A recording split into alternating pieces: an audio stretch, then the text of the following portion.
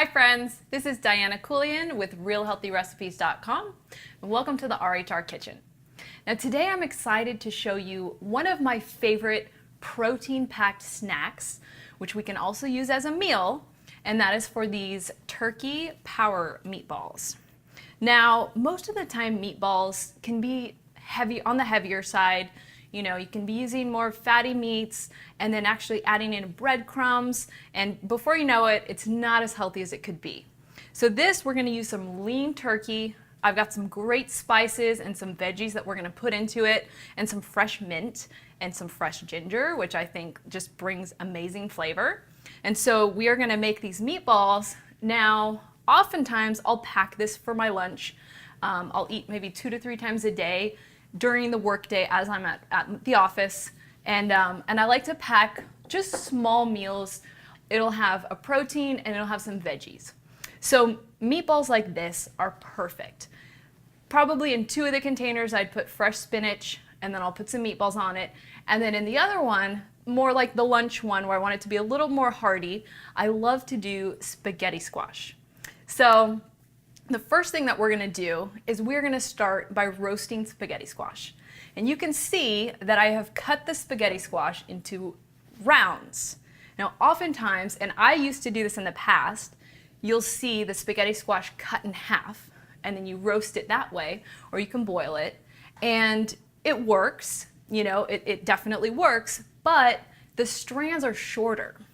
So if you really want authentic, like long spaghetti strands, all we have to do is cut it this way so that they're in rounds, and we're gonna roast them. So when you cut it, it is still gonna have the seeds and just like the stuff in the middle. And so really quite simply, I'll cut the ends off, I'll cut it into these rounds, and then I'll just use a knife here. And you know how much I love doing knife work on camera, so we'll all hold our breath while I use the knife right now. And I just cut it out in the ring shape that it is, very simply like that. And so it's even easier than when you cut it in half and you're trying to scrape it out and it's all, you know, it's raw, so it's all difficult. So that was really easy. You know, we cut it into rings and then we just cut that middle part out, the pulp and the seeds. And then I'm gonna place it on this pan. I have a piece of parchment paper down, so it's so easy, it's not gonna stick. So we line up our little rounds here, and then this is an olive oil spray. You can do olive oil, you can do coconut oil, just a nice little spray over the sides. And then we're gonna season it up with just my favorite, Himalayan sea salt. Gotta put this on everything. And then just some plain black pepper. Just some basic seasoning, giving it a little bit of flavor as it's going to roast. And I always do this first, especially if you're gonna make this as a dinner, you know, spaghetti and meatballs, you wanna do this step first because it's actually gonna roast for an hour. So we're gonna season both sides. So we did the first side. We're gonna flip them over. We're gonna do the same thing. And we are gonna put these in the oven, 400 degrees. And we're gonna set the timer for 30 minutes. And then after 30 minutes, we're gonna flip each of the rings over and then just stick it back in for 30 more minutes. And actually what's really cool about this recipe is that if you are gonna make it spaghetti and meatball style for dinner, you do this step first and you stick it in for the first 30 minutes. While it's cooking for 30 minutes, you're making the meatballs. You have the meatballs on your pan by the time the 30-minute timer goes off. You stick the meatballs in for 30 minutes, and then everything is done at the same time. So that is a little trick of this meal. Okay, so that was just a very simple step for getting our spaghetti squash prepped for the oven. And so that was 400 degrees, 30 minutes, flip it, 30 minutes. And then this is what it looks like after the full hour of roasting. So you can see it definitely looks softer. It is ready to go. And I'll go ahead and plate this show. Yeah, and I'm just gonna use my hands. I'm gonna be getting my hands very dirty in this video. So you can see, this is so cool how the strands are just in a big circle. And so we have really, I'm gonna play with our food here, guys. We have really nice and long noodle strands. And this is so cool because this is a squash. And this has tons of fiber in it. It's got lots of vitamins. This is a whole food, but we still get to be eating noodles and having just this awesome spaghetti and meatball dinner. This is what I love about real food. All right, and this is so easy. I mean, if you've ever worked with spaghetti squash before, this is honestly the easiest preparation that I've ever had, doing it in this manner with the sliced rings. And it turns out the best because we have such long, wonderful strands here. So I'm gonna keep getting my hands dirty, which is gonna continue because then we're gonna make meatballs. Now, if you've never made meatballs before, guys, it's like one of the easiest things you can do. Like if you are one of the people that says like, I can't cook, you know, I'm forced to go out and, you know, eat dinners and eat food that isn't as healthy just because I don't have time, I don't know how to cook.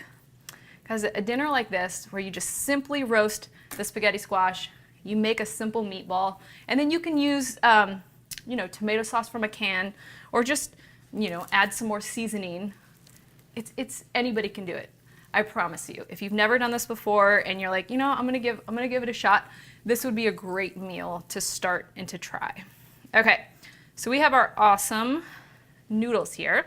I'm excited to eat this for my lunch later. Okay, so we're gonna put that there. And I am gonna wipe my hands before we start on the meatballs. Okay, so now, like I said, making meatballs is one of the easiest things that you can do. And this recipe for turkey meatballs has such good fresh flavors. So let's get into that. Well, first thing we're gonna do, so we're gonna use just a casserole pan like this. And so our spaghetti squash would be in the oven for its first 30 minutes right now at 400. And we are going to start on our meatballs. So this is 1 pound of extra lean ground turkey. Now you really could use whatever ground meat you like. Turkey is a nice light meat, especially you can do the 90% lean ground turkey. It's awesome. Okay, so we are gonna add 1/2 cup of chopped yellow onion. And this is, I chopped it pretty fine because, you know, you don't want big chunks of vegetables sticking out of your meatball. You want it to be pretty fine so we can have the meatballs intact. So it's 1/2 cup of yellow onion we're adding to 1 pound of ground turkey. And now we have 1/4 cup of finely diced red pepper. So really technically you can do any kind of pepper you like. I like the red pepper. I think it goes really well with these flavors. Okay, so we have 2 teaspoons of freshly minced ginger. And this is a super important step. The ginger, to me, brings such good flavor to this recipe. We have 2 tablespoons of fresh mint. And this is the other key, that fresh ginger and the fresh mint are really gonna add just incredible flavor to this turkey. Okay, so we have a full teaspoon of ground cumin. And that is another like powerhouse for the flavor here. Now we have 1/2 teaspoon of ground coriander. And that is a flavor that you will find in many meatball recipes. It's kind of like that meatball flavor. We have 1/4 teaspoon of black pepper and 1/2 teaspoon of my favorite Himalayan sea salt. And that's super important. You always want to do a good amount of sea salt and black pepper just to give the foundation of flavor. And then here, this is another powerhouse of flavor. This is 2 tablespoons of ground red curry. Now that you can find in the Asian section of your market, just in a little jar. And you can use that, you know, use the 2 tablespoons, stick it in the fridge. It'll last quite a while in the fridge, so you can use it in other recipes as well. It's a good thing to have on hand. Okay, so now we're getting messy here. This is the fun part. We need to get all of these flavors combined so that our turkey, because you know, ground turkey doesn't really have a lot of flavor in and of itself. We are adding all of the flavor here. Now that curry paste is giving our meatball a bit of color.